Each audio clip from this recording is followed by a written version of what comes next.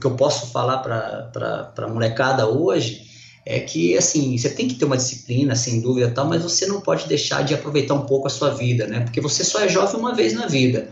Eu fui muito taxado por isso, você deve saber disso, por muito tempo da minha carreira, mas eu acho que existe um equilíbrio entre essas duas coisas, disciplina e diversão.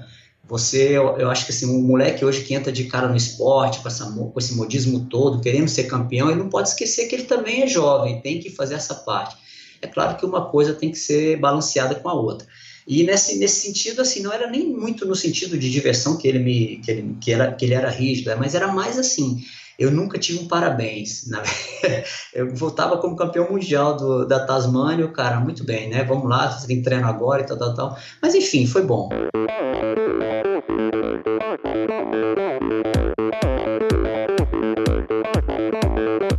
Olá pessoal, sou o Michel Bogli e este é o Endorfina Podcast. Aqui você ouve minhas conversas com triatletas, ciclistas, corredores e nadadores. Pessoas interessantes que são, acima de tudo, movidas à endorfina.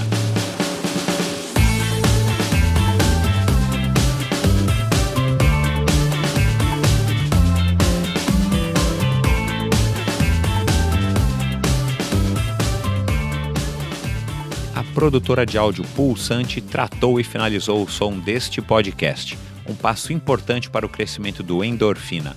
Agora, além de ficar tranquilo em relação à qualidade do áudio, tenho muito mais tempo para cuidar do conteúdo e dos meus convidados, é claro. Se você não está satisfeito com o som do seu podcast, do seu vídeo, ou se precisa de uma bela trilha sonora ou locução, acesse produtorapulsante.com ou procure pela Produtora Pulsante no Facebook. Produtora de áudio Pulsante, para quem gosta de ser ouvido. Olá pessoal, bem-vindos a mais um episódio do Endorfina Podcast.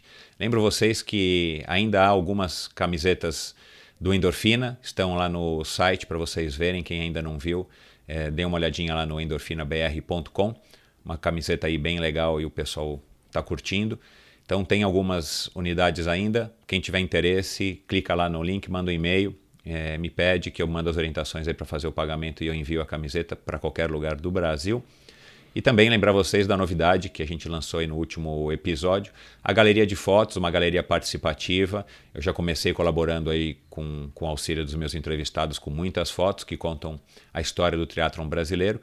E agora é a sua vez de enviar a sua foto preferida, o seu triatlon mais legal, ou enfim, as fotos que você tiver de boa qualidade, para o michel@endorfinabr.com, dizendo a data, o ano, o nome da prova, a cidade e, se você tiver interesse, uma pequena legenda contando do que se trata a foto, qual foi a história, para eu colocar na página galeria do site endorfinabr.com. Assim você me ajuda a construir um relato também fotográfico da história do triatlon no Brasil. Tá bom? Aguardo a contribuição de vocês e continuem, claro, como todo episódio eu digo, enviando seus comentários, críticas e sugestões também através do e-mail, para que eu possa estar sempre melhorando e atendendo aí as expectativas de vocês. Meu convidado de hoje, Alexandre Manzan, contou aqui para mim, numa entrevista bastante descontraída, o cara é um cara bem easygoing, um cara bem bacana, aberto e transparente, sobre a carreira dele, como ele começou no triatlon, uma história também legal. Ele logo foi campeão mundial júnior de duatlon em 1994, ele ainda era garoto quando ele foi campeão mundial.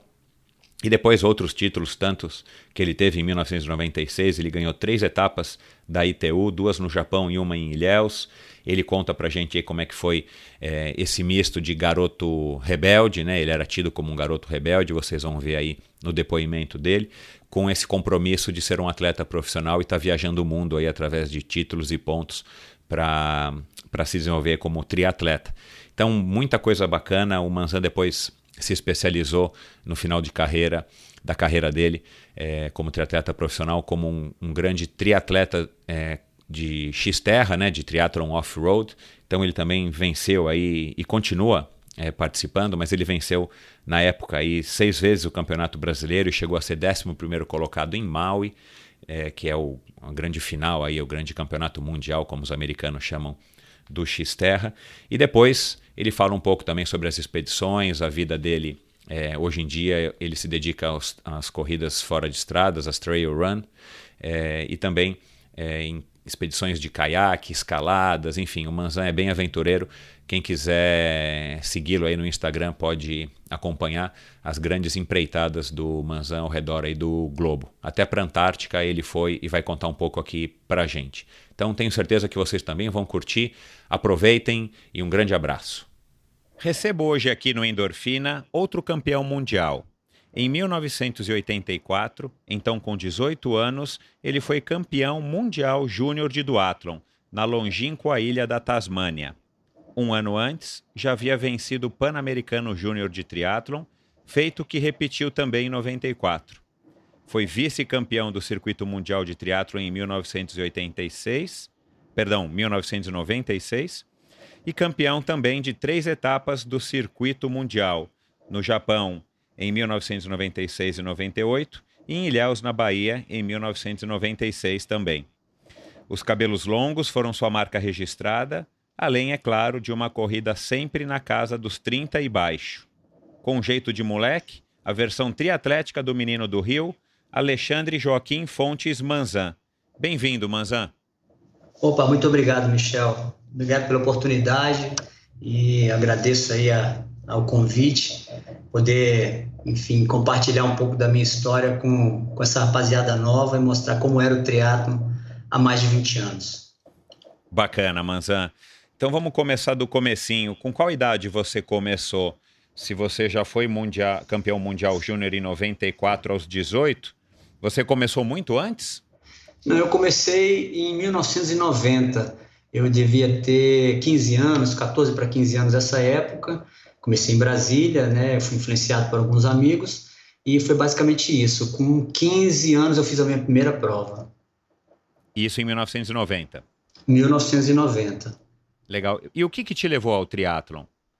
Então, em Brasília era uma cidade pequena relativamente a essa época, e eu comecei a fazer natação. Sempre gostei de bicicleta, eu tinha uma relação com a bicicleta muito antiga, morava numa cidade satélite de Brasília, e muita terra tinha em Brasília naquela época, né, por conta de estar construindo muita coisa. Então a época da bicicross aí, da BMX, era uma febre, né, e eu sempre adorei, mas vim de uma família carente na época, não tinha condições de ter bicicletas bacanas e ficava sonhando com aquela coisa, e adaptava algumas bicicletas que não tinha nada a ver com aquilo. Enfim, fui criando aquele gosto pela bike, e aí comecei a andar de bicicleta para ir para a escola, voltar.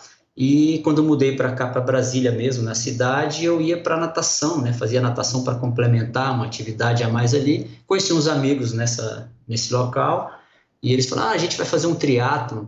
Fui assistir lá os caras e fiquei apaixonado. Foi ali uma coisa que, enfim, me mordeu ali naquele momento, mas o fato era interessante, porque os caras eram totalmente sem condicionamento, tudo moleque, chegaram praticamente em penúltimo e último na prova.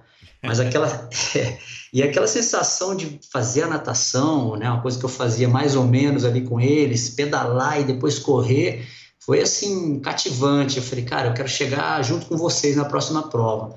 E realmente era isso mesmo. O meu objetivo no triatlon era completar aquelas 3 modalidades sem pretensão nenhuma com resultados.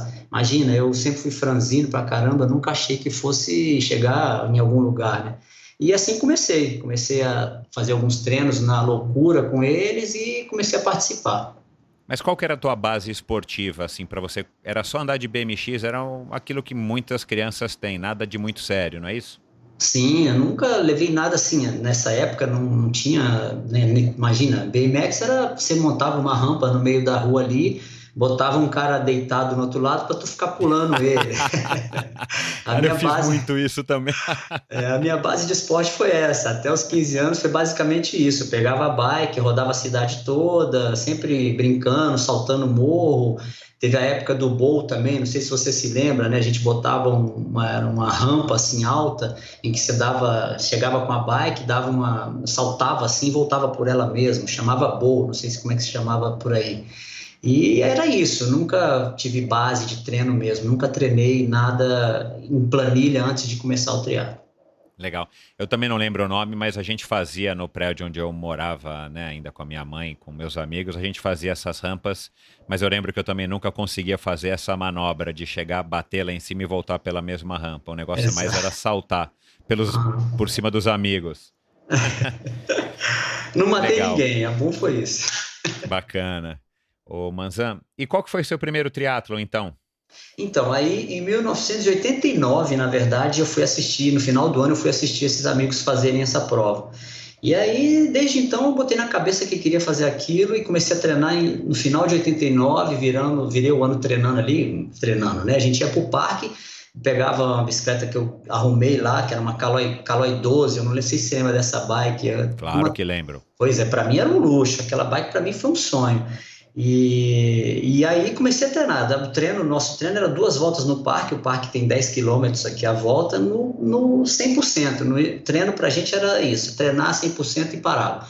E aí foi assim, na verdade a minha primeira prova veio a acontecer em maio de 90, mas não foi um triatlo, porque no calendário daquele ano o triatlo veio depois. Então eu fiz um duatlo, era distâncias, eu acho que 2,5, 20, 2,5, uma coisa assim. E essa foi a minha primeira prova. Por coincidência, eu ganhei minha categoria na primeira prova. Foi quando eu tomei um susto e falei, ué, parece que eu tem alguma coisa para mim nesse negócio aqui, vou tentar. E essa época você não tinha orientação nenhuma, você só se juntava com seus amigos e saía treinando o que desse na cabeça. Exatamente. Na verdade, eu nadava, né, nessa escola de natação, não era bem um treinamento. E ali tinha uma orientação básica para natação, eu fazia algumas provinhas de natação, mas nada que tenha me levado assim, a ter uma base de treinos voltadas para o ciclismo e para a corrida. E foi na marra mesmo, a gente imaginava ali, naquela época, até no Brasil mesmo, fora, assim, nível profissional, os treinos ainda eram meio que uma escola, a gente estava batendo cabeça para aprender, né? Eu, então, nem se fala. E aí, logo, sei lá, com 6 meses aí de treino e provas, eu fui me destacando rápido aqui na cidade. E aí um técnico aqui de Brasília, um professor da UNB, chamava-se Zé Gustavo, ele me viu na prova, me viu correndo, viu que eu tinha um pouco de facilidade para correr e falou, olha, você leva jeito para isso, você quer ajuda e tal. Eu aceitei rápido, né, totalmente sem noção ali, apaixonado pelo esporte, e ele me ajudou muito. Foi um cara que eu treinei por muitos anos e muito do que eu passo hoje como técnico eu aprendi com esse cara, José Gustavo Alvarenga. É um cara sensacional como técnico mesmo, né? Não como pai, porque foi duro aguentar o rapaz. Ele era um cara muito rígido, é? É muito, extremamente rígido, assim. Isso é bom em certo ponto, mas eu acho que, inclusive, o que eu pudesse, o que eu posso falar para a molecada hoje é que, assim, você tem que ter uma disciplina, sem dúvida, tal, mas você não pode deixar de aproveitar um pouco a sua vida, né? Porque você só é jovem uma vez na vida. Eu fui muito taxado por isso, você deve saber disso, por muito tempo da minha carreira, mas eu acho que existe um equilíbrio entre essas duas coisas, disciplina e diversão. Eu acho que assim, um moleque hoje que entra de cara no esporte, com esse modismo todo, querendo ser campeão, ele não pode esquecer que ele também é jovem, tem que fazer essa parte. É claro que uma coisa tem que ser balanceada com a outra. E nesse sentido, assim, não era nem muito no sentido de diversão que ele era rígido, mas era mais assim, eu nunca tive um parabéns. Eu voltava como campeão mundial da Tasmânia, o cara, muito bem, né? Vamos lá, você tem treino agora e tal, tal, tal. Mas enfim, foi bom. Legal.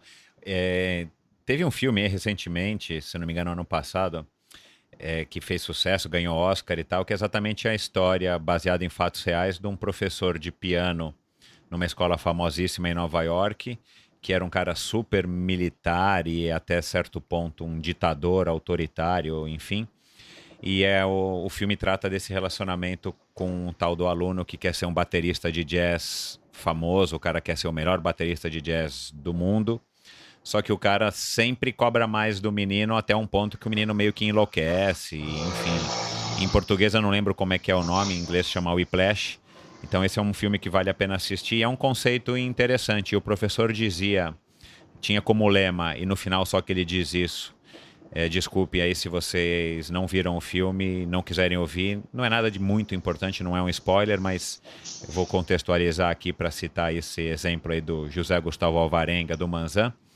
Ele diz que, ele pergunta para o menino, será que se o fulano de tal, que era um mega instrumentista de jazz, não tivesse sido agredido, na verdade o professor do cara na época jogou um prato da bateria em cima do cara e quase decapitou ele, entre aspas, e o professor então dizia, será que se o cara não tivesse jogado o prato em cima desse músico, que eu não me recordo o nome, será que ele teria sido tão bom como ele foi? Quer dizer, será que se o lema do cara era vamos exigir cada vez mais, esticar cada vez mais para que o garoto, no caso você, esticasse o máximo e de repente chegasse a ser campeão mundial. Isso é uma questão Sim, questionável, né? exatamente, a gente nunca vai saber a dose certa, né? Eu falo porque, assim, a vida de um atleta profissional, eu comecei muito cedo, eu cheguei muito cedo, enfim, a virar um atleta profissional, foi muito rápido isso para mim, então, assim, é um sofrimento, né? É uma dedicação, apesar de que, assim, tem a parte boa, claro, a recompensa, a gente sofre pra caramba treinando, abdica de muitas coisas. E realmente assim, é difícil saber a medida certa disso. É igual você falou no questão do filme, o paralelo é exatamente esse. Se não fizer tão forte, será que você teria feito isso? Mas, assim, existem outras passagens da minha carreira, tal, que eu lembro hoje, em que faltou exatamente uma rigidez de uma pessoa mais madura no momento. Uma das vezes foi uma coisa, acho que você até, a gente vai se falar sobre isso, é a história daquela viagem que eu voltei antes ali, e faltou uma figura ali, mais pra frente a gente fala sobre isso. Não, bacana. Essa fama, né, que você falou que talvez eu devesse saber, e não sei se era bem uma fama, mas até pela nossa diferença de idade e tal, eu lembro que você realmente era tido como um garoto mais rebelde, enfim. Você tinha esse jeito que eu citei no começo, eu fiz uma piada aí, chamando você de menino do Rio do Triatlon e tal, porque você passava para todo mundo, pelo menos no meu ponto de vista, que você era um garoto, um moleque no bom sentido, né? Porque você é bem mais novo do que eu, que estava assim, fazendo triatlon, mas ao mesmo tempo você queria curtir, você queria sair, você queria balada, e são estilos de vida que não são necessariamente compatíveis e ao mesmo tempo não são incompatíveis. Eu também concordo com você que se você começa garoto como você começou, é legal você saber dosar e aproveitar a vida em todos os aspectos, desde o aspecto mais adolescente daquela fase, até o aspecto de ser um campeão mundial, enfim, um triatleta de ponta, um duatleta de ponta como você foi. O duro é a gente, nessa idade, com 15, 16, 17 anos, a gente ter noção disso sem ter o apoio de algum adulto, alguém que a gente consiga respeitar, porque a gente também sabe que nessa idade a gente não quer ouvir ninguém, mas para que nos guie e essa linha é tênue, né? O quanto você pode aproveitar a vida de jovem, como você disse, né? Afinal de contas a gente é jovem uma vez só, uma época só na vida, e quanto você deve abdicar de muitas coisas para poder conquistar o que você, no caso, acabou conquistando. Isso aqui também eu quero que você fale um pouco, supondo que você agora, né, no alto dos teus 40 e poucos anos, olhando para trás, se você pudesse falar com você mesmo nessa idade 15 para 16, 17, quando você acho que teve aí o auge da tua carreira até os 20 anos, o que você daria de conselho para você mesmo se você fosse o José Gustavo Alvarenga conversando com o Manzan? Então, é interessante porque a verdade é assim, eu entendo as pessoas, né, me criando um rótulo naquela época, porque foi uma coisa muito vanguarda, né, assim, eu cheguei no Júnior ali na verdade disputava o Júnior fora, internacionalmente, mas aqui dentro do Brasil estava correndo profissional com os caras e ganhando o Troféu Brasil, enfim, competindo com o Leandro, assim, foi muito rápido isso para mim. E não existia naquela época, até então, um jovem da minha idade disputando com os profissionais. Então era meio cruel para mim carregar uma bandeira de profissional com uma idade um pouco inferior da maioria dos profissionais. E, enfim, mas eu me adaptei, né? Fui lidando com aquilo e não me arrependo, assim, da maioria das coisas que eu fiz, né? Eu fiz na idade certa, corri as provas que eu gostaria de correr, mas se eu pudesse voltar atrás, né, e dizer, se eu pudesse orientar aquele Manzan com 20, 18 anos, eu teria realmente falado, olha, segura um pouquinho mais enfim, a sua motivação para permanecer um pouco mais, né?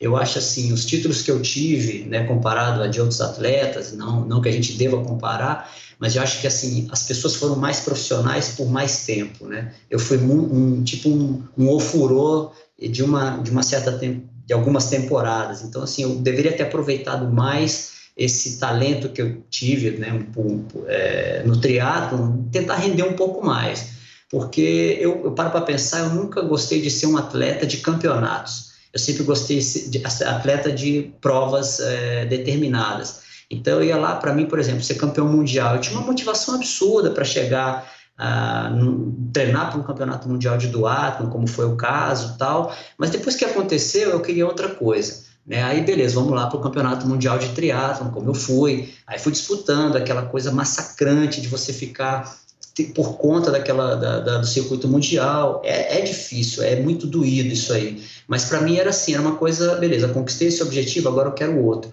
Eu não consigo ficar muitos anos batendo na mesma tecla, como a grande maioria dos atletas fez com maestria, e eu admiro muito. Para mim era assim, eu sou um cara muito curioso, então eu sempre desvendo uma coisa, beleza, chavei aquele conteúdo, eu quero ir para outro. E assim foi no triatlo, né? Não me arrependo porque é o meu estilo, né, pessoal, enfim, mas eu acho que se eu pudesse voltar, eu falaria, segura um pouquinho mais que isso vai te render muitos, muitos frutos ainda. Legal, bacana essa reflexão. E eu vou querer explorar um pouco esse tema daqui a pouco aí dessa tua incursão nas outras modalidades e tal, e eu entendo aí bem essa tua vontade, esse teu estilo, porque, enfim, eu tenho uma filha também de 17 anos e eu tô passando exatamente, não tá sendo tão ruim, mas é difícil, a gente discute bastante e ao mesmo tempo eu me coloco no lugar dela. Com 17 anos a gente acha que sabe tudo, a gente acha que ter 20 é ser velho. Exatamente. E quando você tem 50 anos, você olha para trás, você acha que quem tem 20 é um pirralho e não sabe nada, e de fato é um pirralho e não sabe nada, mas talvez esse seja o grande barato da vida, né? Como a gente não consegue voltar no tempo, então não tem o que fazer, a gente tem que viver pelas nossas próprias experiências e com um pouco de sorte e sabedoria, com a experiência dos mais velhos e das pessoas que são referência para você, mas é difícil mesmo. E por falar nisso, e teus pais, como é que eles reagiram aí a esse começo no triatlon e esse teu título de campeão da categoria logo no primeiro duatlon? Foi engraçado, o meu pai sempre me apoiou no esporte, né? Ele sempre foi um cara muito outdoor, apesar das dificuldades do começo da vida dele, financeiras e tal, ele era espeleólogo, então assim, me influenciou muito no que eu fiz dentro do triatlo e principalmente fora, com as minhas expedições, com as outras atividades que eu faço até hoje. Mas ele me influenciou muito, ele sempre teve isso dentro de casa, vocês têm que fazer uma língua estrangeira e um esporte, o resto vocês fazem o que você quiser. E sempre foi assim, sempre levei isso, às vezes até com um pouco de rigidez dentro de casa, mas me foi muito valioso. Agora, ele nunca foi um cara profissional, assim, ele nunca enxergou isso, o esporte para ele foi sempre condicionamento e prazer. E o que é muito bom, né? Você não é comum você achar um atleta de ponta dentro de casa, né? Então, assim, ele nunca enxergou, eu sempre fui magro, pequeno e tal, nunca enxergou que eu pudesse chegar tão longe. Essa questão de começar a fazer esporte sempre me deu muita força. Mas a partir do momento que eu comecei a virar uma obsessão para mim, eles, né, no caso ele com a minha mãe, começaram a ficar preocupados, porque os estudos começaram a ficar um pouco de lado, e eu, moleque, né, como você falou, acha que sabe tudo, toquei para frente, ainda bem que eu toquei para frente, e comecei a ganhar, né? Mas ainda assim, muito regional aquilo tudo, eles não acreditavam que isso pudesse me render frutos como estudo e tal. Tem uma passagem interessante, uma vez eu já estava bem assim, conceituado dentro de Brasília, ainda não tinha entrado na faculdade, e, enfim, eu tive até que trocar de colégio, por um colégio nível um pouco mais baixo, porque eu estava viajando muito, e eles desesperados já, né, meu filho, você tem que estudar, isso não vai te levar a lugar nenhum, tudo bem, é um esporte, faça um pouco mais, menos intensamente, mas não esqueça de levar a sério os estudos. E eu não estava nem aí para aquilo, o molecão queria ir para balada e treinar. Aí um dia eu cheguei da balada, tinha uma garagem, né, a garagem onde eu morava tinha um banco de uma caminhonete que ficava no fundo da garagem, e as portas dessa garagem ficavam abertas para dentro da casa, então eu só tinha acesso pelo portão. Aí eu sempre cheguei, entrei, fui embora para casa dormir. Um belo dia, depois de tanto estresse ali, eu cheguei, as portas estavam todas trancadas na garagem. E o banquinho lá com um travesseirinho. O recado foi bem dado. Aí eu falei, realmente eu tenho que dar um jeito de estudar, porque a coisa está ficando complicada. Mas logo na sequência eu passei no vestibular, eu passei na Universidade de Brasília, então assim, aos trancos e barrancos eu fui me ajeitando, não perdi ano, e aí eles entenderam que aquela coisa era sério mesmo. E aí, assim, muito simultaneamente a isso tudo, eu fui arrumando patrocínios, correndo fora, ganhando títulos e entenderam, não, o cara já está andando com as próprias pernas e agora não tem o que fazer, né? Legal, bacana. E vamos lá. Aí você começou a se destacar e começou a competir em outras cidades aqui no Brasil, até você se sagrar campeão mundial júnior em 94. Como é que foi, cara, essa experiência para você? Você novo ainda, né? Você tinha o quê, 19 anos? Eu tinha 18 para 19 19. anos, isso. Como é que foi, cara? Né? Um garoto, um moleque, como eu falei, no bom sentido, começou despretensiosamente a participar de duatlons e triatlons, e você acabou indo para um campeonato mundial júnior e ganhou com 18 anos. Foi muito legal, claro, né? A sensação maravilhosa de ser campeão do mundo, né? Aquela coisa que pô, a maioria das pessoas que estão no esporte levando a sério tem essa, imagina, ser o melhor do mundo, né? Eu, para dizer a verdade, Michel, eu nunca pensei assim, minha história no esporte sempre foi de satisfação pessoal, desafio pessoal.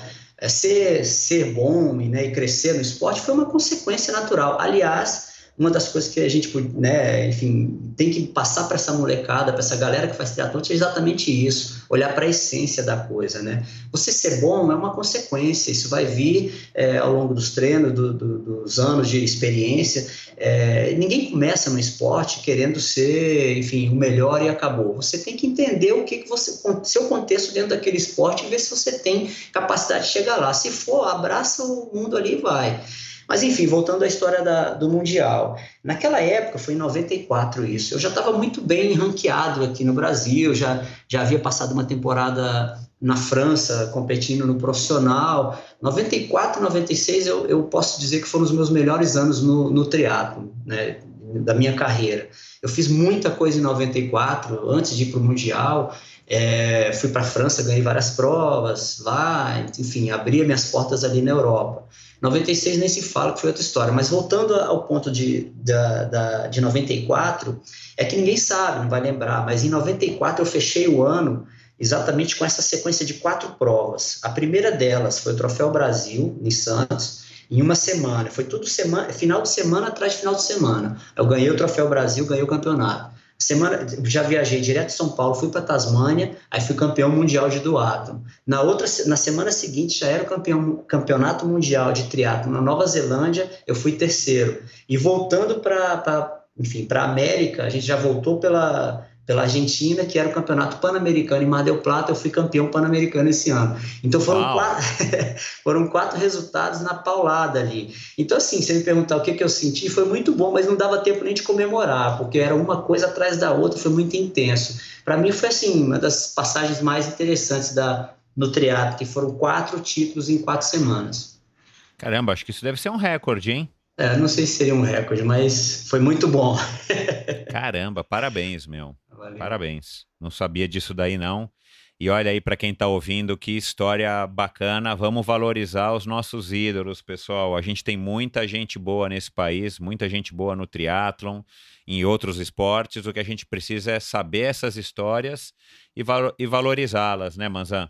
Verdade, cara. É uma judiação, assim, a gente que é daquela época de ouro do triatlo, você, Armando, Leandro, enfim, a Lei, e não a lista é grande aqui, a gente sabe o que era aquilo, né, cara? Como o Brasil respirava aquilo ali, como as pessoas respiravam aquele esporte na essência do esporte mesmo, né? Era uma disputa saudável, todo mundo queria ganhar, claro, mas infelizmente, eu vejo hoje com tristeza que perdeu-se um pouco daquela essência, daquela vontade. E ninguém sabe quem a gente é, né? Assim, não que eu queira ficar no pedestal, assim como você, Leandro, enfim, Fernanda Keller.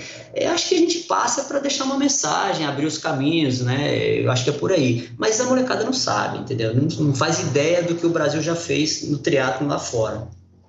Então, você acha que o Manzan, nessa época aí, 1990, 1994, ele estava preocupado com os caras que vieram antes dele?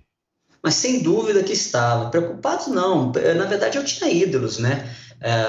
Aqui em Brasília, a primeira vez que, né, comecei a fazer triatlon, depois que eu me inteirei da história, o que era o triatlon e comecei a virar um atleta mesmo, eu vi o Leandro Macedo numa prova, pô, eu admirava ali, o cara, né, um ídolo, né? E você saber que existe aquele cara que vai lá fora e representa a sua cidade, ganha um título mundial e treina aqui na sua cidade, entendeu? O cara é de carne e osso, o cara treina igual você. Isso é muito estimulante. Então eu dava valor, sempre dei muito valor a esses atletas anteriores a mim. E logo na sequência passei a admirar Mark Allen, aquela sequência de atletas que a gente gostava ali, visando o Ironman, Dave Scott, Scott Tinley. Eu tinha um cara que eu admirava, era fãzaço, que era o Jeff Devlin, não sei se você lembra dele. Claro, ele foi do atleta famoso, Foi, né? exatamente. Além de triatleta, né? Mas um dos motivos maiores de eu admirar é porque o cara era bem assim, tinha um pouco das minhas características de prova, né? O cara tinha uma corrida forte e tal. Enfim, eu tinha esses valores, claro, treinava pensando neles, né? E eu acho isso muito, muito importante. Hoje em dia, eu acho que assim, as coisas mudaram um pouco no triatlon, né? Nós fazíamos o triatlon internamente, né? Você fazia o triatlon para você. Hoje as pessoas fazem para os outros. E eu acho que não é por aí. Você tem que fazer uma coisa voltada para você, claro, almejando algum lugar, né, mirando algumas pessoas como referência, mas tem que ser interno isso. Hoje virou um jogo de demonstração, né, ostentação. Tá certo. Ô Manzan, e por falar em Leandro, ele foi teu ídolo, né, quando você ainda era mais garoto, mas você competiu com ele, vocês dois de Brasília, eu imagino que vocês tenham viajado juntos, e você venceu ele em algumas ocasiões, né? Como é que é o relacionamento, como é que era o relacionamento de vocês?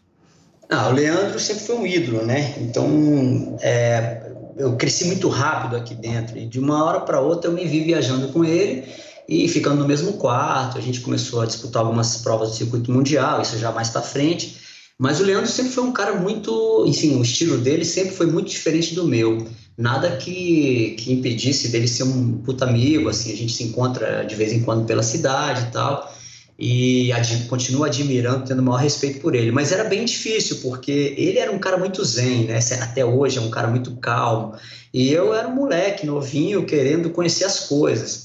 E o difícil de ficar com o Leandro no quarto é porque eu queria ver televisão, queria explorar as coisas ali, dormir tarde, e ele já estava já quase dormindo, e eu no maior vergonha, falei, puta merda, vou ter que dormir também.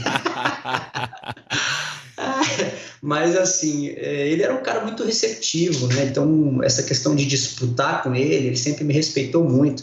O dia que eu ganhei a primeira prova dele foi muito natural, assim, natural para mim, eu acho que para ele também, porque a gente eu já vinha tendo aquela aproximação, mas eu sinto muito orgulho de ter um respeito muito grande, entendeu? Para mim não foi uma vitória esnobada de maneira nenhuma. Até hoje, assim, para mim foi um dos caras que eu mais competi, de igual para igual, há muitos anos, né? A gente ficou junto ali competindo, disputando as mesmas provas, e fez com que isso melhorasse muito o meu nível dele. A gente ir para o Japão lá, a gente tem história no Japão que incríveis, assim, de os caras pararem e bater palma do que a gente fez lá, né? De um puxar o outro na corrida e bater o recorde da prova e etc. Então foi muito bom, eu tenho muito respeito por ele. Bacana. Essa história que você acabou de falar foi em Gamagori? Eu tenho duas histórias em Gamagori sensacionais. Na verdade, vamos lá então. A primeira vez que a gente foi para o Japão juntos, na verdade a gente tinha disputado o Campeonato Brasileiro aqui. Começou a sequência de pauladas entre eu e o Leandro, começou em 96, praticamente assim, na sequência, no Campeonato Brasileiro em Camboriú. Nesse campeonato a gente empatou, corremos uma prova o tempo todo, lado a lado, o tempo todo, estilo Iron War lá do Dave Scott e Mark Allen. Ombro a ombro o tempo todo, no final a gente sprintou e deu empate técnico nessa prova. Acho que cerca de 2 semanas depois, nós fomos para o Campeonato Brasileiro aqui em Brasília, foi a etapa aqui em Brasília. Aí nessa etapa eu estava melhor e tal, dei uma acelerada e ganhei a prova. Então a gente percebeu logo no começo do ano que estava um ano muito favorável para nós dois, assim, em termos de desempenho, né, de performance.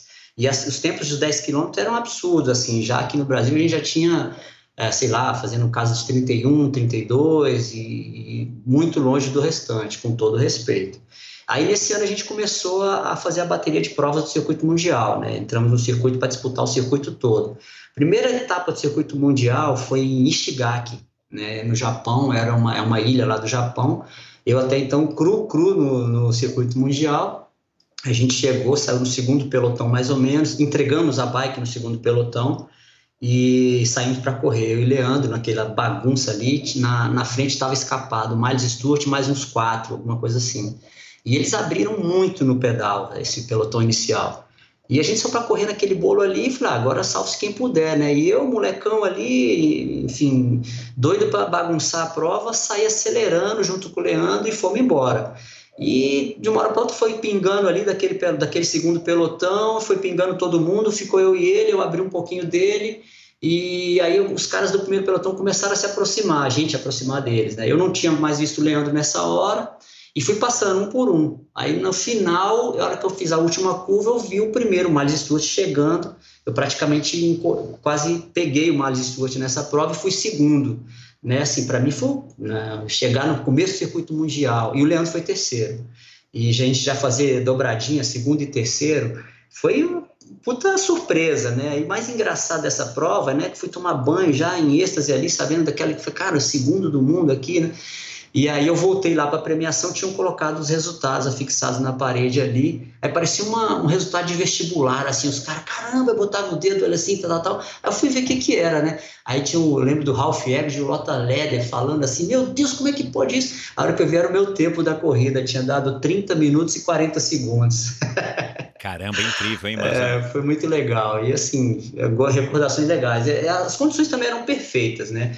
Só atleta top, asfalto plano, enfim, foi uma concatenação de fatores que favoreceu isso aí. Na sequência dessa prova, a gente foi para Gamagori. A gente aproveitava, o circuito fazia isso, ele aproveitava um continente ali, já fazia algumas provas na sequência, para o pessoal fazer tudo de uma vez.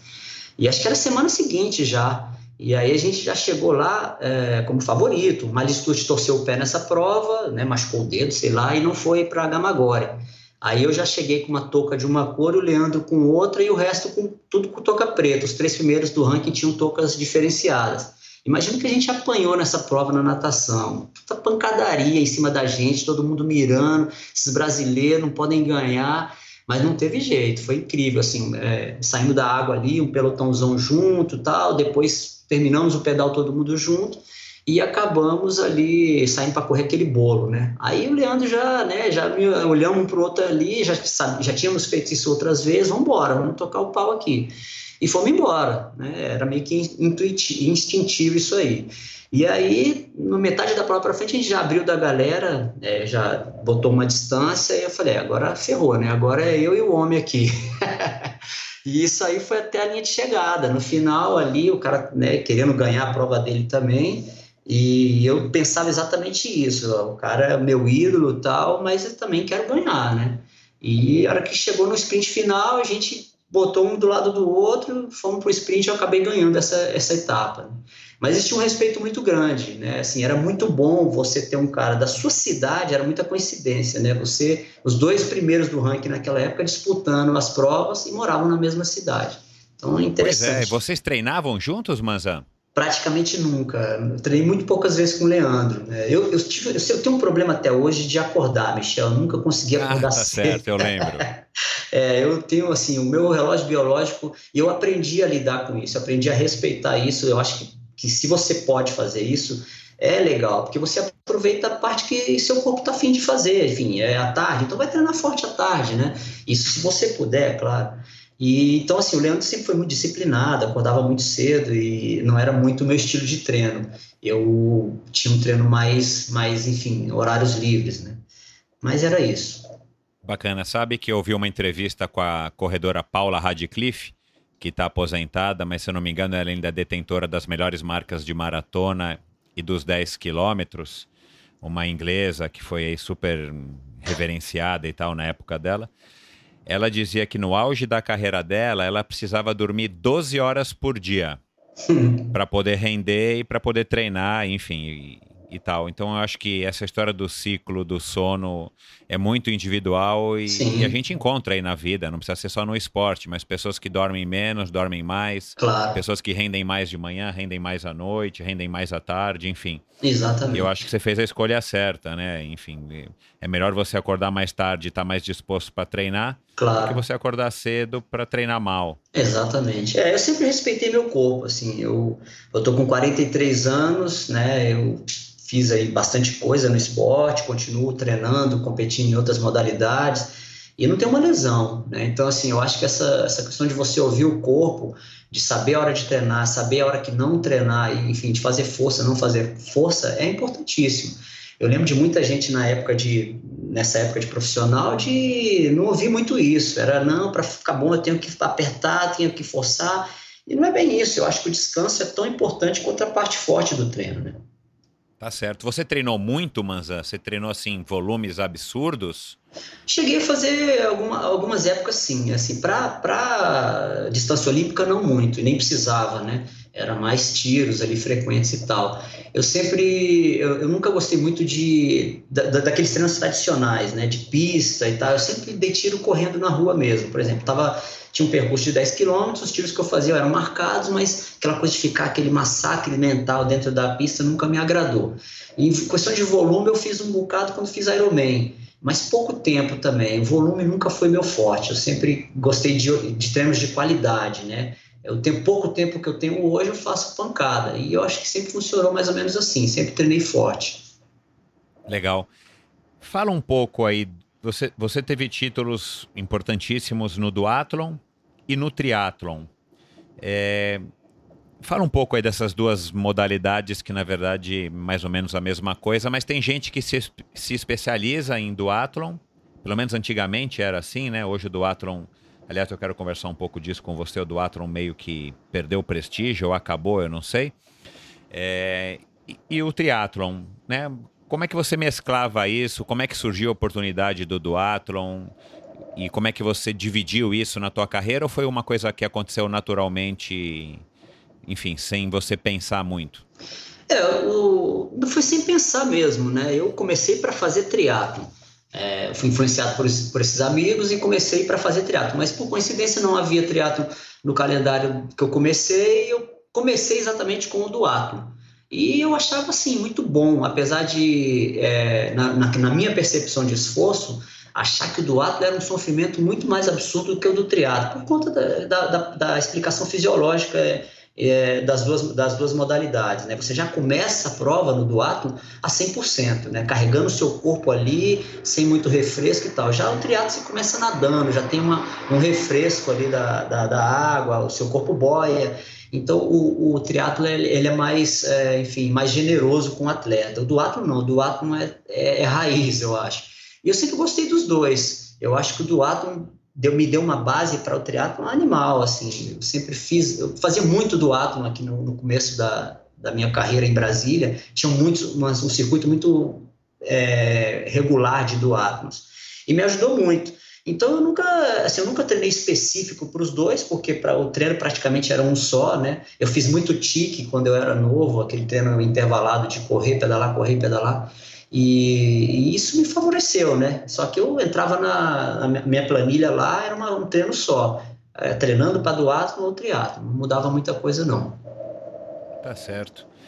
E por falar em Brasília, né, que eu lembro que haviam bastante... Na época era biatlon, não era, Manzan? Era biatlo, ele mudou, há muito tempo foi biatlo, mudou por conta da modalidade olímpica, né, que é, na verdade, tiro e corrida, se chamar biatlo. Aí a corrida, ciclismo e corrida passou a se chamar duatlo. É isso aí. É, e eu lembro que em Brasília havia bastante provas de duatlon e de triatlon, enfim, eu também competi muito em Brasília. Chegou, acho que um ano eu fui 7 vezes para Brasília para competir. E eu lembro assim, na minha cabeça tinha essa memória, além das provas acontecerem, acho que na sua maioria no sábado, à tarde, que era uma coisa super bacana, porque no sábado aí você podia sair, enfim, curtir os amigos, a gente que não era de Brasília, conhecer Brasília. e dormia até mais tarde no domingo. Agora, eu lembro, assim, muito nitidamente, eu não sei se eu estou enganado, mas Brasília tinha muito garoto, tinha muita moleque, criança fazendo triatlon, participando, como você começou, né, com 15 anos. Exato. É verdade isso? E por que que tinha isso? Como é que Brasília conseguiu atrair a molecada para participar dessas provas? Tem uma lógica bem favorável para isso aqui em Brasília, tinha, né, naquela época.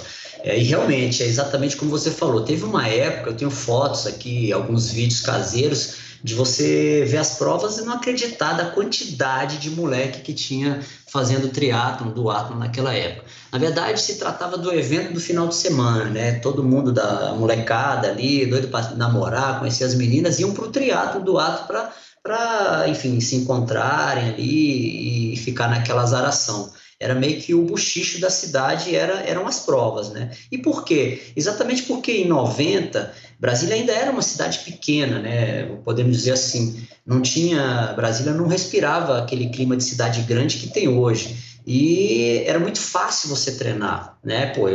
Quantas vezes eu morava praticamente no meio da cidade, isso já depois de um tempo, eu saía de sunga, né, uma coisa meio estúpida, mas saía de sunga, rodava 100 quilômetros aqui dentro do DF sem cruzar um carro, entendeu? Era sensacional, era uma facilidade que eu acho que nenhuma outra cidade tinha na época, né? Fora isso, o clima extremamente favorável, você tinha praticamente o ano todo de sol ali, um período muito curto de chuva, a cidade era muito boa para pedalar, você queria montanha, você ia para um lado aqui que tinha subidas, você queria parques, então assim, as características físicas da cidade ajudaram muito isso aí. E tem o fator também da novidade, né? Brasília não era uma cidade, era uma cidade relativamente nova, onde não havia muitas opções de diversão, não havia um mar para você se divertir como na maioria das cidades do Brasil, aí do litoral. E isso favorecia, né? Jogava a molecada toda para cima do triatlo, né? Era uma coisa meio que única ali, o caminho, todo mundo seguia fazer isso aí. E o que acabou despertando aí, favorecendo vários atletas de ponta serem da cidade. Legal, bacana essa explicação. Agora, você falou uma coisa que eu ia esquecendo e também chamava muito a atenção, e a gente em São Paulo, e talvez o pessoal do Rio de Janeiro, a gente ficava meio que tirando sarro, fazendo piada. Que diabos que é essa história de pedalar de sunga no treino? Pedalar de sunga na prova era a coisa mais chata que havia, né? O banco da bicicleta não é feito para você pedalar de sunga. É verdade. Mas na nossa época se pedalava de sunga porque o triatlon era feito de sunga. Né? Que hoje a molecada aí que está ouvindo, ou os mais novos no esporte, não devem entender isso, né? Agora, em Brasília, vocês pedalavam no treino de sunga. Isso era invenção do Lobão, do Pé de Chumbo? Quem que inventou essa mania, essa moda? É um outro mais ou menos do mesmo nível mental desses dois que você falou. O Zé do Pedal? O Zé do Pedal, exatamente. Era boa, Zé do grande Zé do Pedal. Com todo respeito ao Pé de Chumbo, ao Lobão, né? Mas eu também fui adepto dessa sunga aí por muitos anos. E, na verdade, era uma moda local aqui. Enfim, você tomar sol, né? Ficar bronzeado e estar com o corpo malhado, esculpido ali. Mas tinha que ser de sunga, porque, por acaso, alguém passando na rua podia te ver. Nossa, te vi pedalando lá. Então, era uma estupidez completa, adolescente total. Mas, realmente, a gente copiava do Zé Cadima, né? Do Zé do Pedal. E ele era uma figura, ainda é até hoje, né? Um cara que só anda de sunga e tal. Hoje, né? Venceu um pouco, passou do ponto essa seita dele, mas muita gente fez isso aqui na cidade, treinava de sunga mesmo, uma coisa inexplicável. Hoje tem alguém ainda que pedala de sunga aí fora o Zé? Não tem mais, acho que só ele segurou a onda mesmo com a... Sensacional, Pois bacana. Puta, eu não lembrava, ainda bem que você falou dessa história da sunga, porque Exato. chamava muito a nossa atenção, cara. E eu lembro que eu saí de sunga para pedalar aí, o que eu vou fazer, né? E o pior de tudo não era a sunga, era o tamanho da sunga, né? Se você olhasse, exato. Era muito ridículo. Vamos pular essa parte. Tá certo, vamos embora. Então agora você falou no comecinho, né? E o Marcos Paulo, que foi meu convidado aqui no episódio 6, ele contou essa história que você agora no comecinho ameaçou contar e disse que ia falar depois. Vamos falar. Né? O Marcos Paulo contou aqui para todo mundo que em 96, se não me engano, vocês estavam em Sydney E segundo ele, você teve saudades de casa e em vez de ir para Perth para competir lá mais uma etapa, você resolveu voltar, né? Como é que foi essa história? Conta a tua versão. Não foi mais ou menos isso mesmo, mas assim, com detalhes a mais. Isso foi em 96, no final da temporada, eu fiquei praticamente a temporada toda como número um do ranking. E o Miles Stewart me perseguindo ali, porque ele tinha faltado algumas provas e tal. Competi algumas vezes com ele e tal, e quase no final da temporada, eu já estava em segundo, né? Já tinha perdido alguns pontos ali, o Leandro em terceiro e ele em primeiro. E a gente fez algumas provas, essa foi a de Sydney, exatamente, era a penúltima etapa, e teria a última em Perth, que definiria o campeão mundial de 96. Mas, assim, realmente a gente já vinha viajando há muito tempo já, seguido uma da outra, viagem atrás de viagem, e isso cansa, né? É claro, eu era muito novo, enfim, independente disso tudo, eu queria voltar mesmo para casa, estava doido para voar na minha asa delta, aquelas coisas que eu fazia meio sem noção ao mesmo tempo. E só que tinha um detalhe muito que ninguém lembra, que ninguém sabe da história, é que, na verdade, antes de Perth, na etapa de Sydney, eu tinha que ter ganhado do Miles Stewart e ele chegado em uma boa posição atrás para eu poder ter chance de ser campeão mundial na última etapa. O que não aconteceu. Eu não me lembro exatamente a posição que eu cheguei em Sydney, e muito menos a posição dele. Eu sei que ele chegou bem na minha frente, e as minhas chances reais ali, matemáticas, não existiam mais de ser campeão mundial. E por um dos fatores que me motivou a voltar, realmente estava cansado, queria voltar para casa. Profissionalmente, eu assumo a minha total irresponsabilidade naquela época, né? Eu acho que não deveria ter feito, né? Isso assim ficou muito feio para mim. Mas em termos técnicos e reais, né, eu não seria campeão mundial se tivesse ficado, porque já não havia mais pontos suficientes para eu correr atrás em Perth. Tá certo, então tá aqui a sua versão da história, o Marcos Paulo deu a dele, e aí agora os ouvintes que tirem as suas conclusões. Ô Manzan, vamos mudar um pouco de assunto, porque você falou agora de asa delta e eu não lembrava disso, ou não sei se eu sabia, ou se eu soube disso na época, mas você agora no comecinho da nossa conversa, você falou que você gostava de resolver um assunto e logo queria partir para o próximo, enfim. E isso no teu currículo a gente percebe porque você, depois de ter abandonado, saído, parado com o triatlon, você começou a participar, o triatlon tradicional, né? Você migrou para o Xterra, e você foi 6 vezes campeão brasileiro e chegou a ser 11º colocado em Maui, que é o campeonato mundial, né, do Xterra. Exato. E participou de corrida de montanha, do cruze, várias expedições, canoagem. Onde é que entrou o Ironman aí? Foi depois que você já estava nessas outras modalidades, nesses outros esportes? Ou o Ironman você ainda experimentou e depois sim você entregou aí a bicicleta de estrada e partiu para mountain bike e para o Xterra? Não, o Ironman foi na sequência, foi na sequência do triatlon olímpico. Eu já estava meio de saco cheio do triatlon olímpico. Na verdade, eu comecei em 90, não existia o vácuo no triatlon. E uma das coisas que mais me cativou no esporte foi exatamente essa autossuficiência que o esporte te cobrava, né? Você tem que nadar por você, pedalar por você e correr para tentar fazer o melhor resultado que você puder. Isso, para mim, até hoje, para mim, é o triatlon que me cativou, né? Aquela coisa foi me motivando, e foi assim de 90 até 95, quando começou-se a especular o vácuo no triatlon.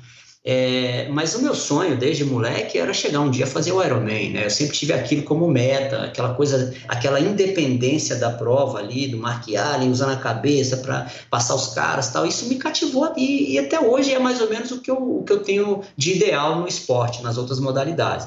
É você trabalhar com a sua cabeça, com o seu corpo, com a sua capacidade individual e fazer o melhor que você puder dentro daquele percurso estabelecido, independente dos outros competidores, né? Enfim, quando o triatlon estava para ir para as Olimpíadas, eles inseriram essa regra, né, que é o vácuo liberado, para se adequar aos moldes olímpicos. E isso me chateou bastante, porque eu vinha de um modelo de triatlon que eu gostava muito. apesar de não pedalar muito bem, eu gostava muito de trabalhar o meu psicológico, a minha força pessoal e tentar render o máximo que eu podia e correr atrás na corrida como era o que acontecia.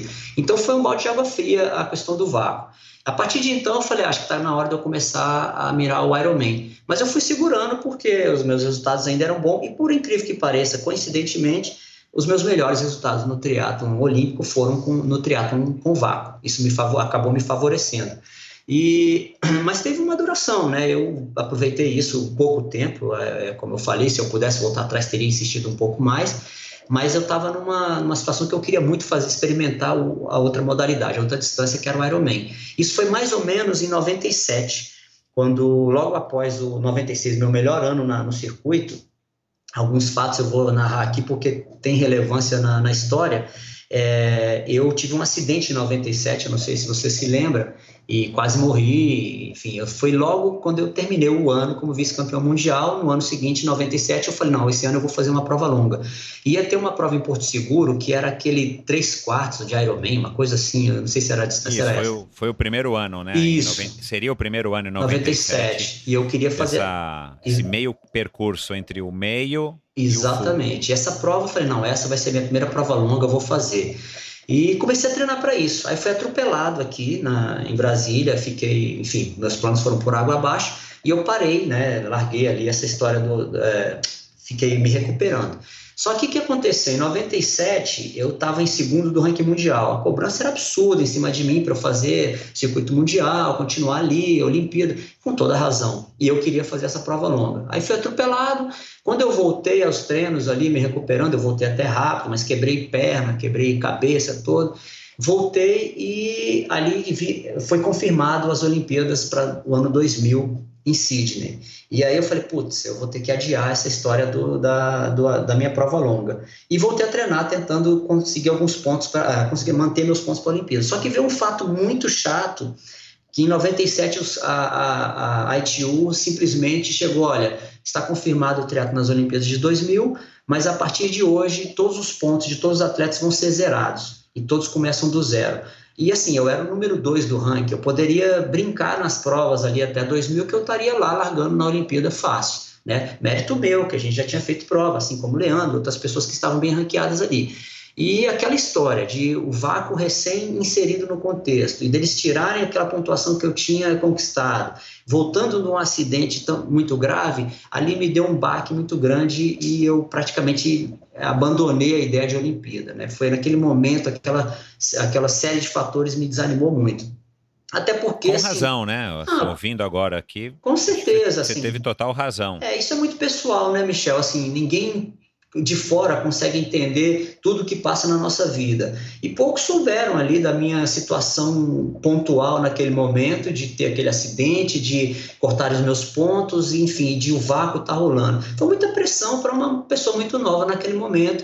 Enfim, eu desanimei mesmo aquele momento.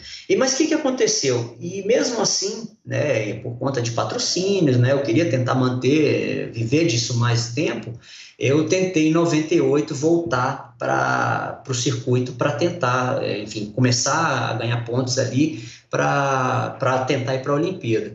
E em 98 não foi um ano muito bom para mim, né? Assim, de maneira geral.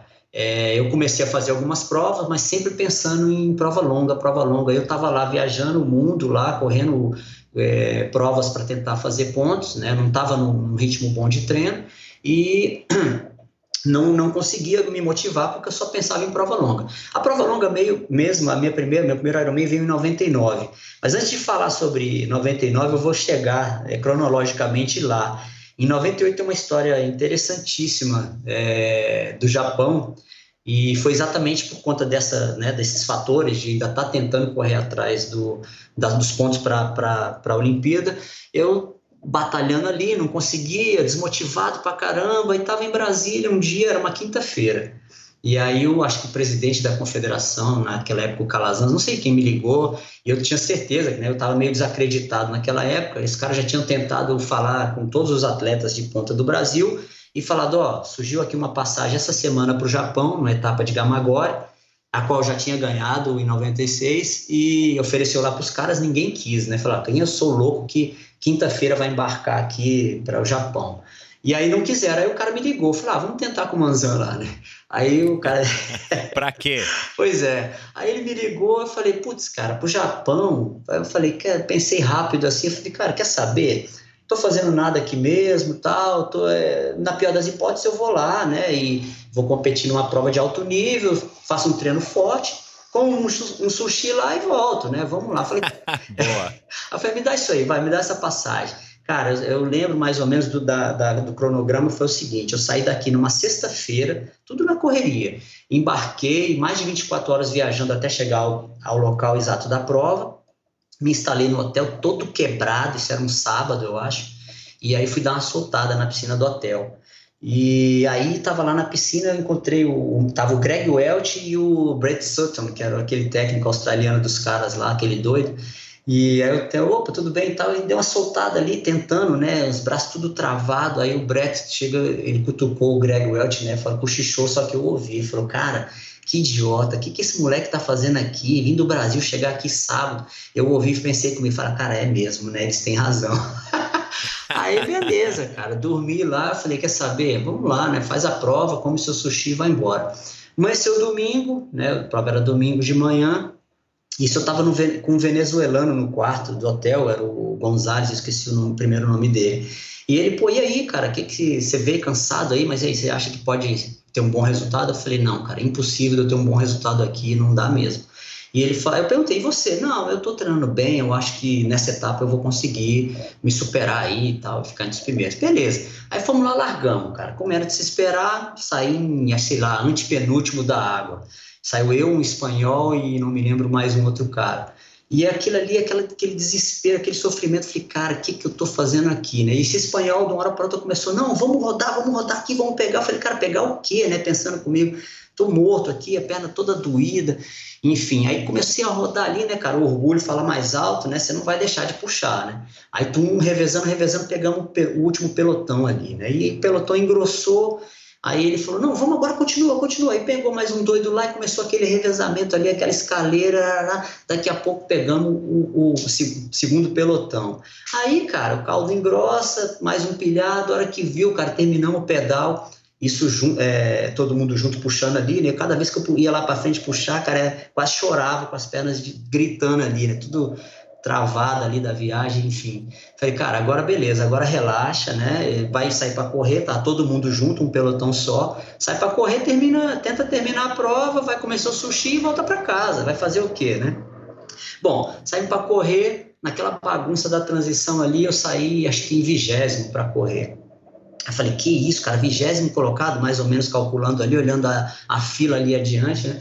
Que isso, Manzan, porra, 20º colocado, você estava lá em Brasília, daqui a 2 dias atrás, estava desacreditado, você já está em 20º, de repente se você fica entre os 15, que acho que era a primeira colocação, que você ganhava algum ponto ali, você ainda vai fazer algum pontinho aí para o ranking, né? Mas mesmo assim eu falo, imagina, não dá, tenta terminar a prova. Eram 4 voltas de 2,5. Na primeira volta eu terminei ali, passei um cara, 2 caras, estava em 18º. Aí eu pensei, puta, cara, a perna até deu uma melhoradinha aqui agora, vou tomar uma água aqui, de repente vou tentar passar mais 3 aí, pô, aí fico em 15º, que maravilha, né? Vou voltar, né, com um pontinho para casa, vai comer o sushi e depois vai para casa. Aí fiz essa força ali, cara, descomunal, tal, cheguei, passei, entrei estava em 15º na prova. Aí mais 3 voltas de 2,5, puta, 3 voltas, vamos lá, mantém essa posição, não vai perder posição agora, sofrendo feito um condenado. Aí na segunda volta eu vi um grupinho de 5 pessoas, eu falei, caramba, cara, 5 pessoas ali, tá todo mundo quebrado ali, pior do que eu, né? Eu falei, vamos lá, cara, dá uma forçada aí.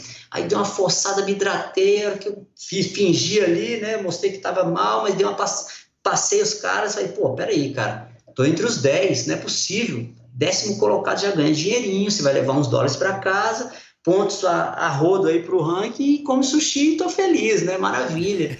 Quem imaginava, né, cara, lá em Brasília agora, tal, todo dolorido, mas vamos lá, segura a onda aí, cara, não deixa os caras te recuperarem. Isso faltando 2 voltas. Abriu a penúltima volta, eu comecei a me sentir um pouco melhor, falei, caramba, cara, tá acontecendo alguma coisa aqui, né?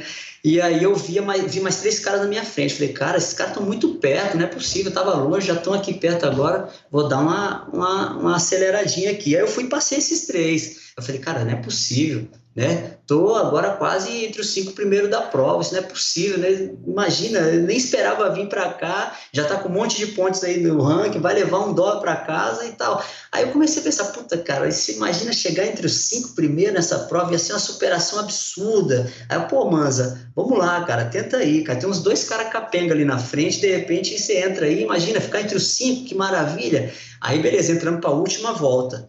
Faltando 2,5, eu passei esses 2 caras ali e tal, mais ou menos isso aí, e eu tava lá em quinto colocado na prova. O cara, realizado, maravilhado com aquela história, meu Deus, que coisa. O cara não acreditava em mim na natação ali na piscina, tô aqui já em quinto, meu Deus do céu, quantos pontos eu vou arrecadar com isso aqui? Aí ficava calculando os dólares que tava entrando no bolso ali, né? Aí faltando 1 quilômetro para a chegada, cara, eu fiz uma curva, eram várias curvas, e eu vi que eu tinha aproximado demais de um grupinho, assim, tinha um mais na frente, uns 2 pingados, assim, uns 3 pingados juntos. Eu falei, cara, peraí, eu tô em quinto, se eu passar 2 caras aqui, eu tô no pódio, a conta é mais ou menos essa. Pô, tem 2 aqui, cara, de repente vai lá, vai pra morte aqui, que quem sabe você imagina.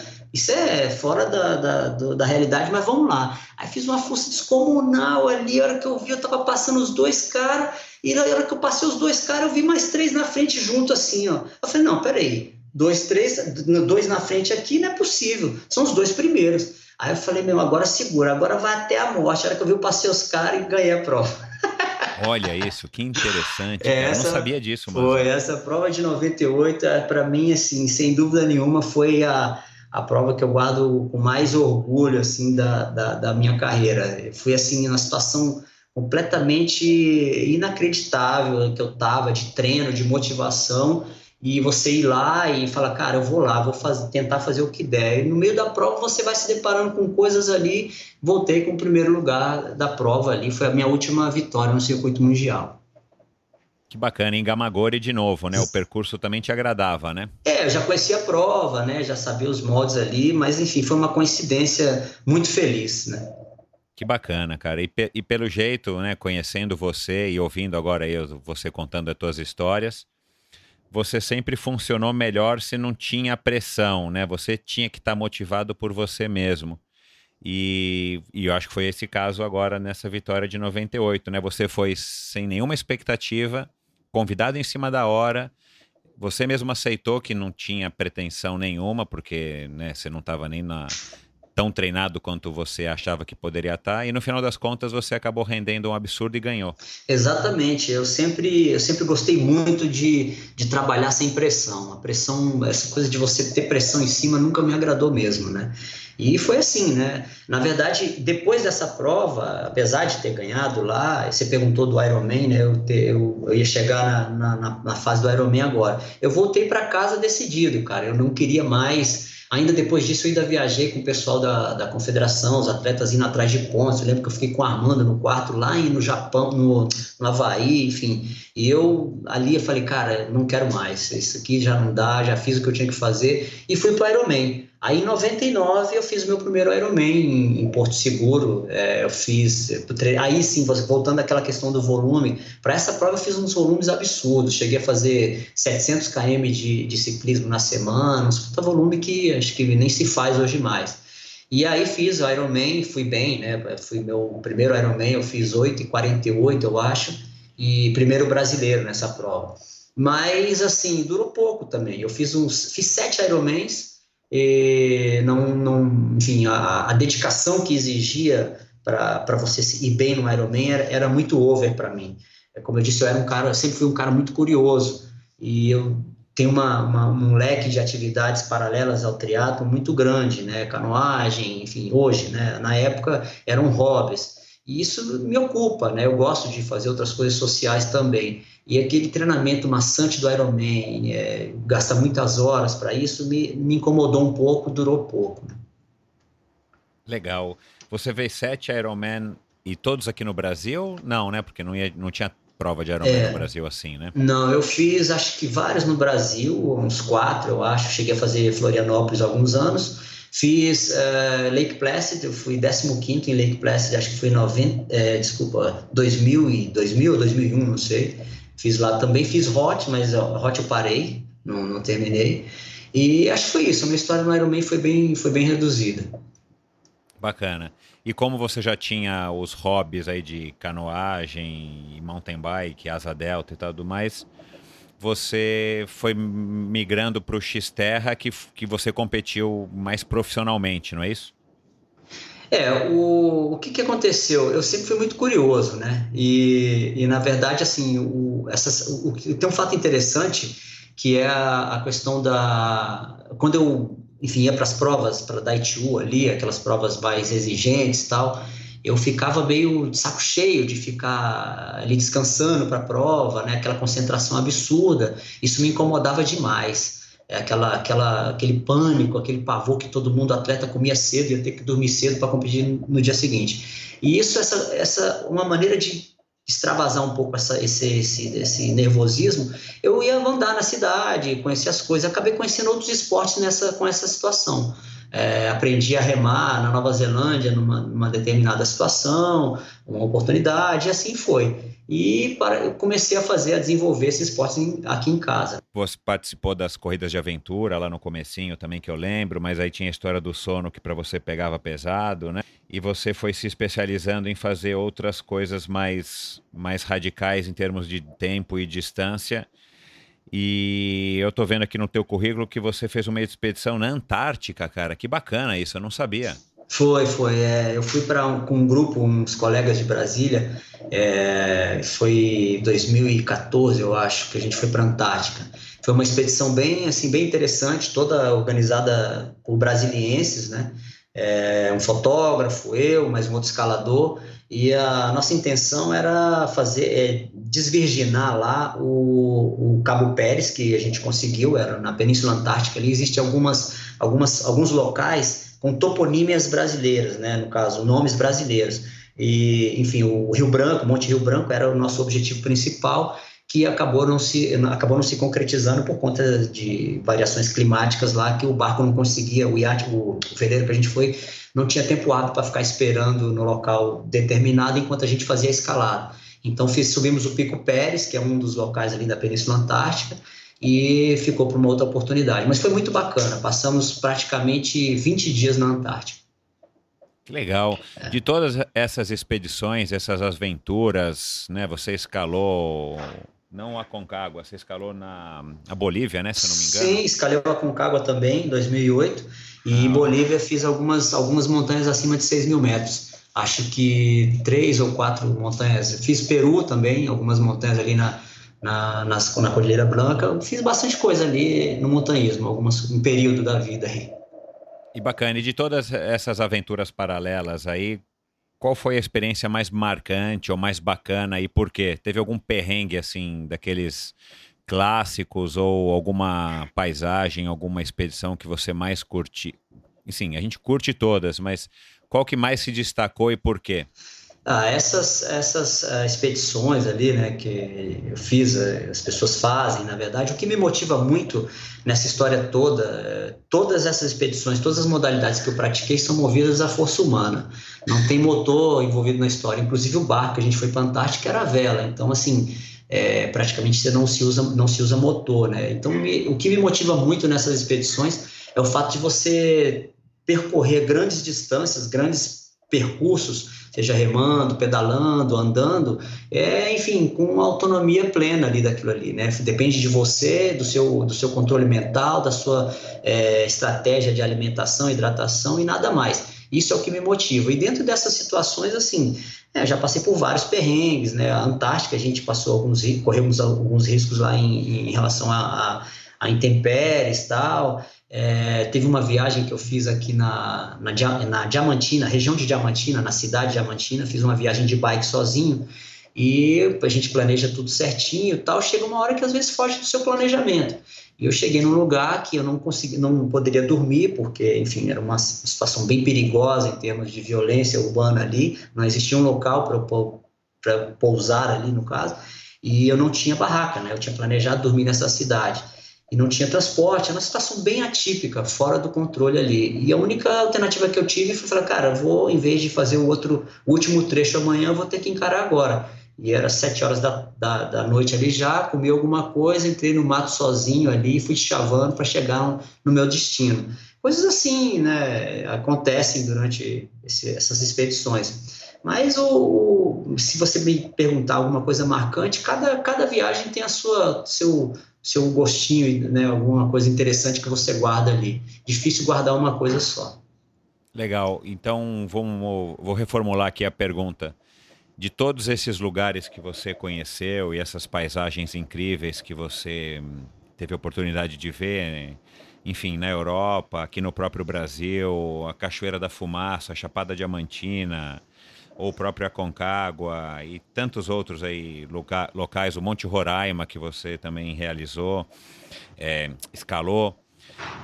Qual é o lugar que você voltaria assim, tipo, putz, esse lugar eu quero voltar para, sei lá, levar meu melhor amigo, para levar minha família, ou eu quero voltar por mim mesmo porque é um lugar que eu curti? Então, levar meu melhor amigo e a minha família, eu acho que a maioria eu não faria. Porque Boa. é uma roubada muito Muito grande. perrengue, É né? muito perrengue, tem que gostar muito para fazer isso, né? Então você seleciona algumas pessoas para levar ou para ir com você que realmente gosta.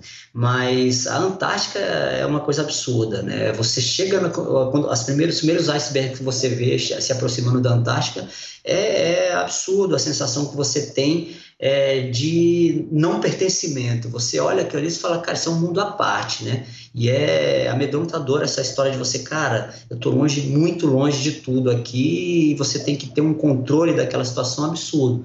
Mas a paisagem é maravilhosa, uma coisa que, assim, eu aconselho a qualquer um que possa fazer. O outro, com certeza, que eu aconselharia, que é bem mais acessível, é o Monte Roraima. É absurdo também a beleza daquele lugar. E é relativamente acessível, entendeu? É próximo aqui, a caminhada não é tão difícil, mas é muito, muito bonito. Ali as formações rochosas ali, a erosão teve um capricho especial.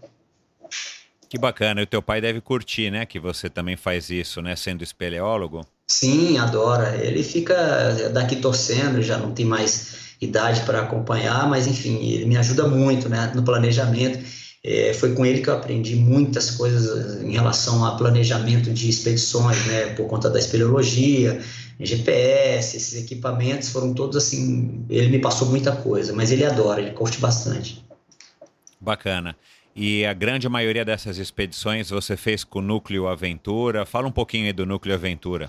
Então, o Núcleo Aventura, na verdade, eu entrei o ano passado, né, por conta do falecimento da Cris, da nossa querida amiga Cristina de Carvalho. Eu tinha um relacionamento muito bacana com a Cris, a gente vinha já, enfim, se relacionando por conta do Rockman lá no Rio, né? Eu fazia parte da equipe do Rockman Núcleo Aventura por 4 anos e a gente sempre foi a melhor equipe brasileira. Não ganhamos ali por alguns detalhes bobos ali, né? E essa relação foi né? Eu já tinha corrido o Cruze com ela, o Cruze de Los Angeles eu fiz com a Cris, ganhamos lá também. Enfim, eu tinha uma amizade muito forte com ela desde a época do triatlo. E ela faleceu, enfim, essa infelicidade no final de 2015. No começo de 2016, o Zé Caputo me chamou e falou, pô, Zé, Manzan, você era muito amigo dela, o Ale Ribeiro, acho que vocês são figuras que têm um pouco da personalidade do Núcleo Aventura, vamos tocar isso aqui junto e tal. E, cara, foi muito bacana o convite, foi, assim, eu fiquei muito feliz, muito orgulhoso de fazer parte do Núcleo, né, que realmente tem muito o meu perfil de treinamento, e aí eu tô lá desde o ano passado e estamos tocando o barco lá, entendeu? A ideia é tocar a assessoria com os moldes da Cris, o que não é fácil. Com certeza, né? Enfim, a Cris Exato. deixa saudades aí em todo mundo que teve o prazer e o privilégio de conviver com ela. E já vai Exatamente. aqui o nosso abraço aí pro Zé, que com certeza está ouvindo e já vai estar aqui conosco para falar do Núcleo Aventura, das experiências dele e das experiências da Cris, né? Já que eles passaram tantos e tantos anos juntos. Verdade. Ô Manzan, para terminar, Cara, essa tua carreira, essas suas histórias tão bacanas, você desde moleque experimentou coisas tão legais aí no triatlon e no duatlon e depois passou aí pelo Ironman um pouquinho e todas essas outras aventuras e outros esportes. Mas você hoje com certeza acompanha, pelo menos à distância, o triatlon e a história do vácuo, isso que você falou, eu também concordo, acho que o vácuo descaracterizou o que era o triatlon de antigamente, né, ou que é o Ironman, ou as provas de 70.3 que ainda continuam sem vácuo. Mas o esporte teve que evoluir, enfim, acho que o vácuo teve o seu propósito bem nobre, que é facilitar a transmissão para a televisão e, consequentemente, transformar o esporte num esporte olímpico. Claro. Mas se você tivesse a oportunidade, né, olhando toda essa evolução do triatlon, ou essas mudanças que ocorreram ao longo de todos esses anos, o que você faria, o que você sugeriria, o que você acha que deveria ser feito para que o triatlon aqui no Brasil ele tivesse ou mais destaque ou que ele voltasse a crescer, o que eu acho que ele cresceu até hoje, mas eu enxergo pelo menos ele pelos números das provas, exceto as provas de Ironman, que o triatlon está meio estagnado se não estiver encolhendo. O que você acha disso? Você concorda com o que eu estou falando? E o que você acha que poderia ser feito para trazer mais garotos para o esporte, como você foi atraído em Brasília, numa época que, aí eu concordo com você, é uma época de ouro, para quem era garoto naquela época em Brasília, enfim. O que você sugeriria, ou o que você faria se você tivesse esse poder, esse dom, para estar impactando positivamente o nosso esporte? Nós vivemos hoje numa época de informática, enfim, de eletrônicos, né? Tudo é voltado, tudo é muito rápido, né? A informação é muito rápida. E isso mudou muito a perspectiva do triatlon, né? Eu acho assim, o triatlon hoje, como eu falei um pouco no meio aí, ele voltou ele é voltado, assim, as pessoas fazem triatlo para os outros e não para si mesmo, né? Eu acho que essa coisa da essência do esporte, entendeu? A humildade, respeito, isso não existe mais. Isso tem que retornar de uma forma. De que maneira, né?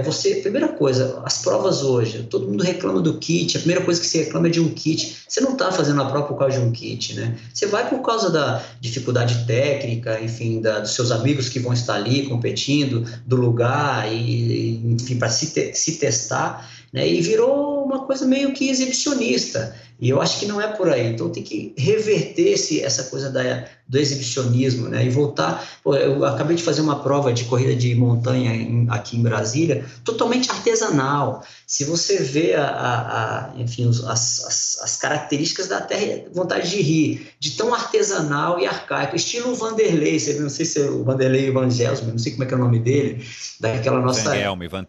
Vanderlei Zangelmi. Exatamente, era mais ou menos isso. E por que a gente fazia? Porque era uma coisa familiar, entendeu? A gente ia lá para se testar, para encontrar os amigos, para fazer a prova num lugar bacana. Ninguém queria mostrar capacete, bicicleta, você estava afim de malhar, né? Eu acho que o compromisso com você era muito grande. Cara, eu quero malhar, eu quero me superar, eu quero ir lá fazer essa prova, abaixar o meu tempo. E hoje não, hoje a coisa é voltada para o do lado, né? Eu quero ganhar daquele cara, eu quero dar couro naquele ali, eu quero ter uma bicicleta mais cara. Então acho que está meio...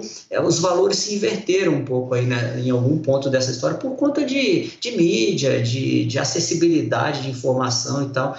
Eu vi agora a entrevista que você fez com o Galindes, muito bacana, e eu concordo plenamente com ele, entendeu? Essa questão, assim, as pessoas têm que entender que a sua percepção de força é pessoal. Hoje em dia os atletas parecem um doente terminal, né? Cheio de fio ligado no corpo. Eu comparo sempre, mas a comparação que eu faço. Gostei. Enfim, o Strava, é o medidor de potência, não sei o quê. Meu Deus do céu, entendeu? As pessoas não entenderam que o triatlo é um esporte de você com você, não existe interferência, não deveria existir uma interferência de uma máquina te coordenando ali. Eu acho assim um absurdo, né? Inclusive a nossa pegada no núcleo lá, que foi sempre a minha escola de treino, é percepção de esforço, é a coisa mais honesta que tem com você mesmo, é saber forte, muito forte, moderado, fraco.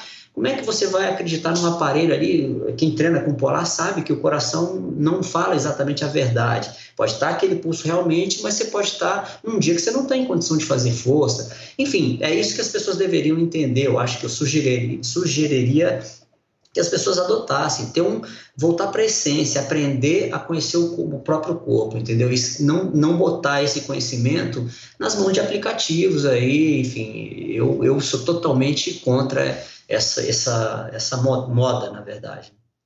Entendi. Mas, enfim, mas como é que a gente explica para essas pessoas que cresceram ou conheceram o esporte através desses equipamentos também? Enfim, a gente também não pode negar o avanço da tecnologia, né? Sem dúvida. Mas talvez então a gente devesse, os organizadores de prova, os técnicos, devessem fazer com que as pessoas entendessem melhor o espírito. Mas como é que a gente vai atrair essas pessoas para voltarem ou para iniciarem? Como é que a gente pega um garoto hoje de 14, 15 anos, como você começou na tua época, e fala para ele largar o videogame ou o futebol, ou esses jogos e-games, eu não sei como é que chama, e ir para a rua, ir para a pista, ir para a piscina, ir para o lago aí em Brasília para fazer triatlon? Tem que ter motivação, né? Exatamente o que você falou. Por que os garotos hoje estão dentro de casa fazendo isso? Porque se tornou muito perigoso, né? Os pais não deixam um adolescente pegar uma bike hoje, e realmente está muito perigoso, igual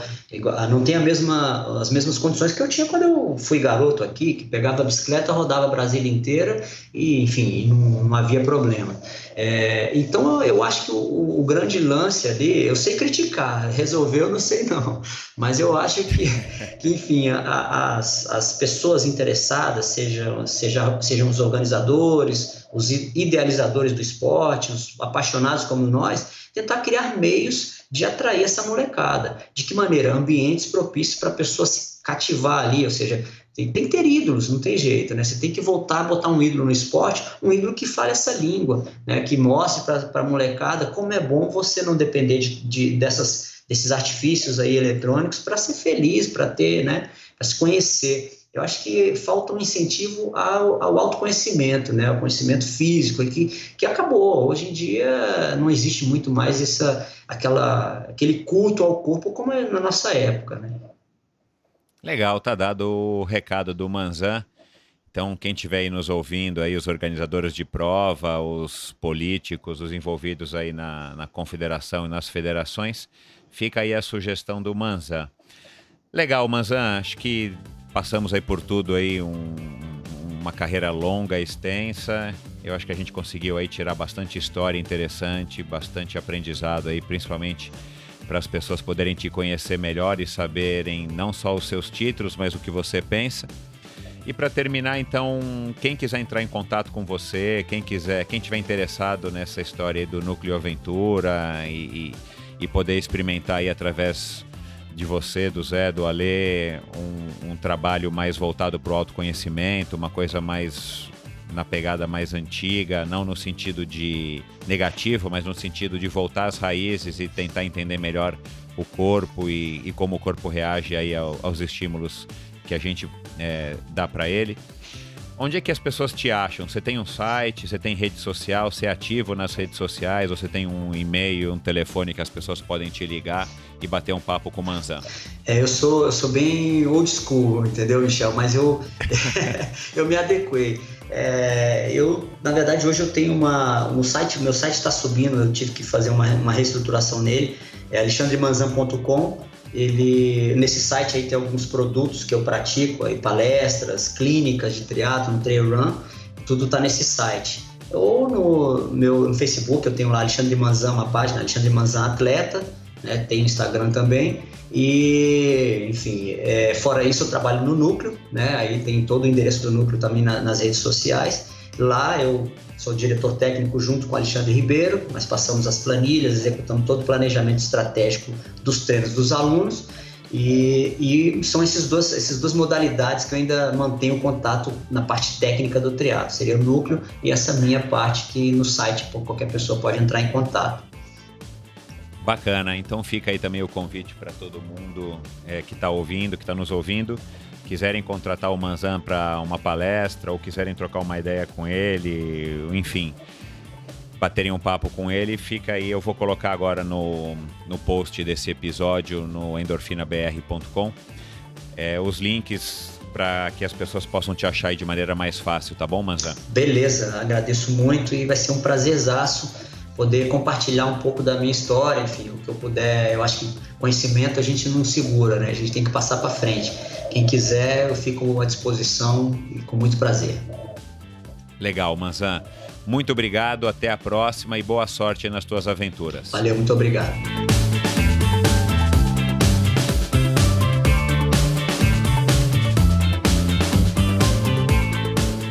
Obrigado por ouvir mais esse episódio do Endorfina. Acesse endorfinabr.com para ver as notas e links mencionados na conversa de hoje.